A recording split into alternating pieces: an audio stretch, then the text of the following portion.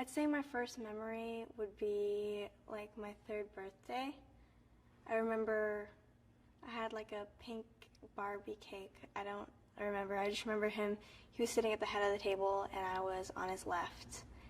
And that was, I guess, my first birthday that I remember. What was it like? It was loud. It was really loud. I don't really remember a lot of it. I just remember like one part.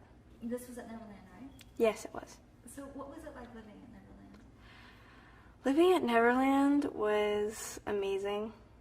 It was fun, and like he would kind of bribe us. He would say if we were good, we would be able to go to the zoo or the amusement park or the train station, and we were good, so he would let us go, like every once in a while. We didn't know a lot of kids like at our age. We were more secluded. We never really left the ranch that often, so we couldn't really like compare our lives to other kids' lives. So we just thought it was normal. Like, oh yeah, everyone had an amusement park in their backyard. And then your dad took you traveling while you were Yeah. What was that like? We traveled a lot, actually. The more when we were younger. The older we got, the more it kind of like dimmed down. Traveling was awesome. It was fun. I remember we visited, my favorite spots would probably be Paris, which we visited for a few days, and it was amazing. And I remember Japan and Bahrain. And when you traveled with your father, what did he explain why you lived the life that you No, did? he never really like explained us why we were traveling. He's like, okay, so pack your bags tonight because we're leaving tomorrow. And I'm like, okay. Fun. Did you know your father was famous when you were younger? Not really. I just knew that he had like a few songs. Like we didn't really listen to a lot of his music. We just listened to like one album and we would play it on repeat over and over and over. And me and my brother would make like these pillow forts and we would blast his music in the hotel room and just jump around the whole room up and down. It was really fun. What song? I remember, I think it was the number one. No, I can't remember which album it was. I think it was Off the Wall. I think we kept listening to Off the Wall album. Do you have a favorite song of your dad's or favorite album right now? A favorite album or song? I don't really have a favorite song of his. I have a lot. I love Lost Children, Don't Walk Away, and the one he did with Carlos Santana. I forget what it's called. It's Whatever Happens. Tell me the first time you found out your dad was famous. That would probably have to be like when I was 10 or 11. I mean, we grew up, we would go to his concerts like when I was like 6 or 7. And I remember, and they were like awesome, but I didn't really notice all like the thousands of people that were there. I just saw him like singing. I'm like, oh my God, he's amazing. But obviously I was a huge fan of his. So sometimes we would go traveling like through the crowds and me and Prince would get like stepped on. I mean, Blanket would be carried because he was so small, but we would like get stepped on and we were like, one time I lost my dad's hand. I was freaking out and then I just remember him snatching me up and running. I was like, oh, thank God. Did he ever explain to you why there was such a commotion all the time around you? We never really got an explanation. I mean, we didn't really ask a lot. You thought everyone's parents were famous. Yeah. So now that you know, I mean, what do you think of the whole situation? What do you think of him as an artist? I mean, I'm very proud of him, and I'm proud to be his daughter, and I have to say that I am. I mean, a lot of people are going to argue with me, but I'm definitely his #1 fan. I don't think anyone would argue. So what do you have to say about his musical legacy in terms of what he contributed to the world? He contributed a lot to the world. He changed lives, he saved lives, and he was just like amazing. And I really hope that his legacy lives on forever, and I know it will. Music, charity work, everything. Did you guys do a lot of charity work with them? Well, I mean, we weren't allowed to leave where we were staying. Like, we stayed in a lot of places, but sometimes we would. I remember going with him to a hospital once. I don't remember, like once or twice. He always pushed me to be the best I could be. He helped me a lot with acting, and he said that he wants me to start acting as early as possible. And I mean, what sorts of things did he do to help you? We would work on improvs together. Yeah. Did he tell you anything about, I mean, obviously there's good and there's bad in the industry. Did he tell you anything about the bad? Yeah, he told us there were a lot of bad people out there. And he taught us a little bit about conspiracies and things like that. What exactly did he say, if you want to share? Well, I mean, not a lot, but I mean, the older we got, the more we kind of figured things out and stuff. But well, I mean, a lot of people are jealous of him. I mean, they will do anything to put him down, whether it's make up rumors, take him to court with lies. It's just, everyone wants something from people. Do you think the world understood your dad? Not a lot did. A lot of people didn't really understand him. What do you think people are missing out of the full equation of who he was? That he was really normal. He was just like a kind-hearted, just like he was just always generous. He's like a dove. I will say a dove is one of my favorite animals, and he's just like, he's innocent, and he's just like a sweetheart. So, what's your favorite memory of your father?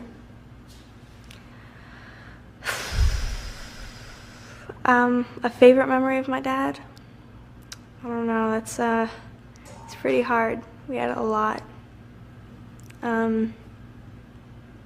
mean, there were a lot in Bahrain where we would like hang out on the roof, or we would just like in Ireland, me and him went walking through the forest, and it's just fun. When do you think he was happiest, your dad? I would probably say he was happiest when he was like in disguise, and he could, like, we went to Disneyland several times, and he would be in disguise and he could just act like normal. There would be no one like bothering him or like asking him. But so do you think that that's what he wanted at the end, was just to not be yeah. Michael Jackson? Yeah. You think so? Yeah. The first time I think the world ever really saw you, his memorial speech, and you came forward and you spoke. Why did you feel you had to do that? I don't know, I don't know, it felt right. I couldn't really speak at the memorial. Like, when I cry, my voice gets really high and I couldn't talk, but I don't know why I did it. Do you feel sometimes like you have to defend him? Why you do that? Definitely. I'll always defend him.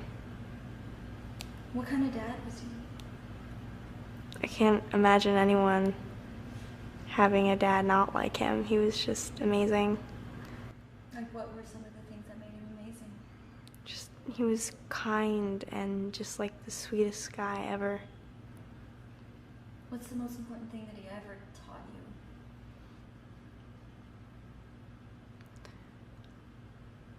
He said, always be humble. Don't get too big-headed. Don't be conceited. Always be humble and appreciate what you have. So you've obviously probably seen a lot of his performances online, like when he did the moonwalk for the first time. Yeah, that was amazing. Yeah, when you see your dad like just dance and do these amazing things, what do you think? I was like, wow, I wish I could do that. He promised me he would teach me how to moonwalk. Never got around to it. Did you guys ever dance together or practice in the studio? Sometimes, like he taught me how to like pop and lock a little bit, but. Did you guys ever sing together or anything? Yeah, he taught me a lot of keys. He taught me how to go like really high and then like really low. That's why I'm able to do soprano and in choir. So.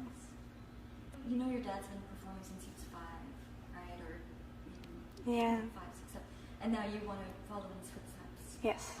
But your dad has also said publicly that he felt like he lost his childhood. How do you feel about potentially going down the same road as him? Well, I mean, it's not that we like really have a choice. Like we were kind of born into it. So either way, it's not really gonna be different. I don't think. Did you learn any lessons about your dad's fame now that you are obviously going to? Yeah, like be careful and make sure your public image is always like spotless, because people will try anything against you. Well, your dad's public image was, well, he was obviously very famous, but then no one knew what he was like behind that. Yeah. Well, I mean, he was very loved all around the world. He was also really hated, but the only reason he was hated was because people were jealous of him. Hated? I don't know. It's a strong word. A lot of people are... There are a lot of bad people out there. Is that what your dad told you, or do you feel? Yeah. So, how do you plan on getting around that? There isn't really a way to get around, like, the haters, but, I mean, only way to just get past them is just ignore them, like, don't let them faze you. What do you want the world now to know about your dad that they may not have ever been able to learn? Well, I mean, he was just an awesome, like, down-to-earth, old soul. He was awesome. Old soul? Yeah. What was your relationship like with him? What was the dynamic? Well, we were like, he was my best friend. Yeah. We were kind of like the pranksters. He taught me a lot of really good pranks. And every time like we had guests, like we had like family or like the cousins or just like family friends, like we would always mess with them. It was fun. In Ireland, there was actually a lot more freedom. We could like, there was a lot of land, so we could just like run around. And they had this dog. Her name was Rosie. She was a border collie. She was like our favorite thing. And when it would rain, she would just like wait outside our door and like paw the door, and we would let her in. And our dad would get mad. We would like ruin our towels drying her off. He would come downstairs and he would see the dog sitting on the couch by the fire. He's like, what is that dog doing there? He would get so mad. Like, he loved animals, but it's just, he doesn't like them like dirtying up the place. But Was he a neat freak? huh? He was, yeah. He's a Virgo. So I mean, like, you would see his bed all perfect, like his bed and everything, and just DVDs everywhere. Just like everything's messy except like the bed and where he sleeps. It was when we stayed in Bel Air for a while. He went in the bathroom, like he just had finished making the bed. He went in the bathroom. I took the pillow just to mess with him. I took the pillow and I tilted it down. He came out and he fixed it. Then when he wasn't looking, I turned it down again. And then he looked at the pillow and he looked at me and he looked at the pillow. He fixed it and he's like, don't you dare touch it. Because he knew I was messing with him. Yeah, we loved messing with him. And then he would always mess with us. So when you guys went to Ireland and all that, a lot of people didn't really know he was there, right? Yeah, a lot of people didn't know he was there. Like, we were kind of in like a secluded place, but there was a lot of land there. That must have been fun for you guys. Yeah, it was really fun. There were like these rainbow mushrooms. Like, it's hard to explain. Like, you would step on the mushroom and it would change colors. I've never heard of that before. I guess a bit of a departure from the life of like that. Yeah, it was fun. It was kind of like he kind of had a break from being him. Like, he could just sit at home and chill. What was that like for him? I think it was really good for him. I mean, he got a lot more sleep. He could just like rest and relax. Just have a normal life, right? Do you think that was probably one of the happier times that you guys had? Yeah, I mean, he always wanted a taste of like normal life. So when he went to Ireland, it was just easier for him. And so I'm going to ask you about this. Did he make an announcement to you guys that you were going to come back to the U.S. and work on the show? Well, I mean, yeah, he just told us that we were living in Vegas for a long time. And then we went to, we would drive to Los Angeles a lot. And like, he didn't really like LA, but we would drive there a lot for work, and then we'd stay there for a while, for a couple of days, and then come back. And then he just told us, he's like, okay, so we're going to have to move to LA. And we were like, no, because we loved it in Vegas. So we had to move. And moving always took forever because we would always constantly move. And we just lived there for a while. I had my 11th birthday there. And then he finally told us, he's like, okay, so I'm going on my last tour. And like, we were really excited for him because he told us that we were going to be living in London for a couple months, like over the summer. So we were really excited. So moving around all the time, did you enjoy doing that?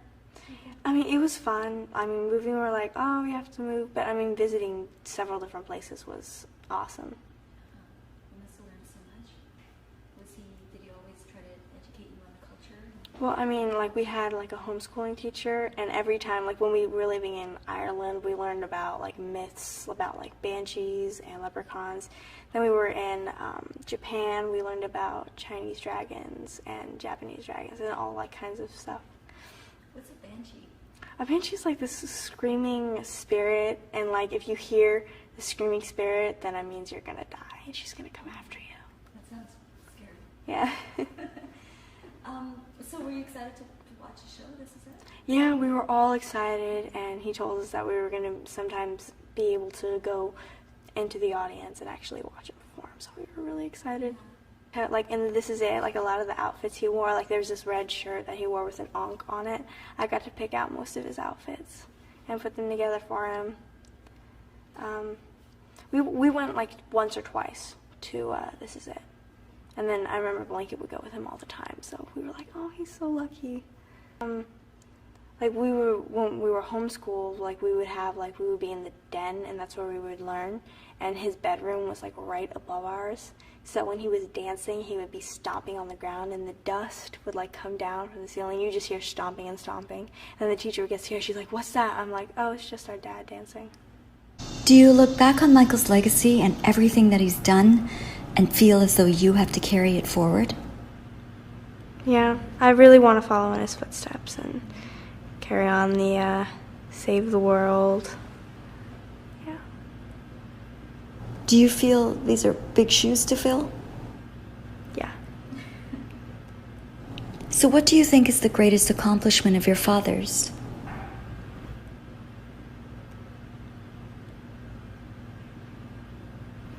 I don't know. I don't really have an answer to that.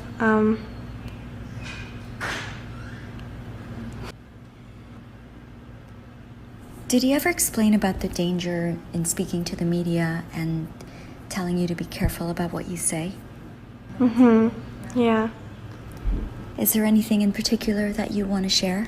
Well, I mean, he said that to always be careful of what you say to the media, what you put out there, because they will always try and use things against you. They will always try and like put you down and like give you the worst rep ever. So. Do you think he was right? Definitely. So when you see anything negative that was written about him otherwise, what do you want to say to these people? What do you mean? Like anything negative that was written about your father, or people who still say things about him. Well, most of the stuff that people say doesn't really faze me, and I hope that my little brother never reads anything like that, because he's very, what's the word for it? Losing my train of thought. Like, it's very sensitive. That's the word. And I really don't want, because he gets very, we all get very defensive for him. And like, if something happens, we just like immediately like stand up, we start yelling, we're like, what, no, and then we get very defensive. And I hope like it never reads any of that kind of things, because... But if he does, what are you going to say to him? I'd probably, like, if he reads it online or something, I'd probably take his computer, I'm like, say, stop looking at that, or... Because Blanket, he's very young, and he may remember a lot less than you do. Yeah. So how do you plan on keeping your dad's memory alive? Yeah, probably a lot of videos. We have a few videos from like memory chips from his old cameras. He loved photography, so he would always shoot Blanket and me and Prince. Do you know what his message was to the world? People just need to stop hating one another and just love. You just need to love everyone. Like, stop crime, stop. It's just, this world is so corrupt. And, I lost my thought. Awesome. Yeah, but he just wants to save children. Like, I remember he would talk about there's Father's Day, there's Mother's Day, but there's no Children's Day. Like, people need to love more, share the love. Everyone who I've spoken to said incredible things about him. Clearly, he was an amazing person. Yet there was so much negativity. I mean, not all the time, but there was a lot of negativity out there about him. Why do you think that was? I think all the negativity just comes from jealousy. He was just talented and so kind-hearted that people just feel the need to hate.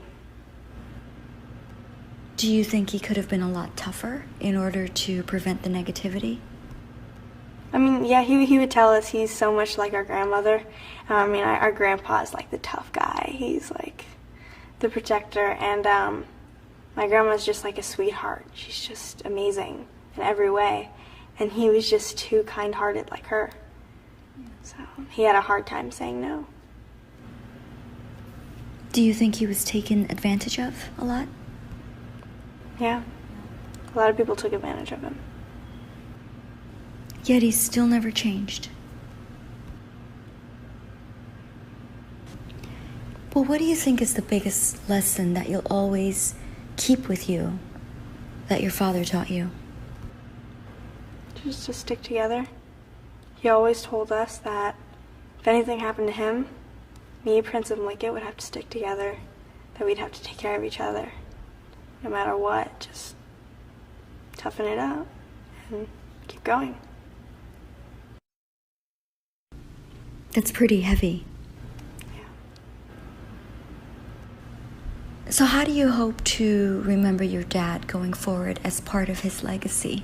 Well, I mean, I will definitely never forget him, ever. I just think that the best way to keep his legacy going on is just following in his footsteps and trying to help heal the world, stop pollution, and everything like that. Good. What are you going to miss the most? I just miss his humor, his character. Can you describe it? I'm getting all choked up. It's okay. It was amazing.